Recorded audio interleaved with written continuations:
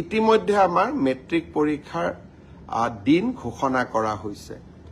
আমি এটা আঁচনি আপোনালোকৰ বাবে আগবঢ়াই দিছিলোঁ যাতে মেট্ৰিক পৰীক্ষাৰ যিসকলে মেট্ৰিক পৰীক্ষাৰ সন্মুখীন হ'ব তেওঁলোকে যাতে কিতাপ এখন কিনিব পাৰে, পেন এটা কিনিব পাৰে, কলম এটা কিনিব পাৰে, গাখীৰ এগিলাচ খাব পাৰে, অলপমান নোটৰ বহী এখনো কিনিব পাৰে।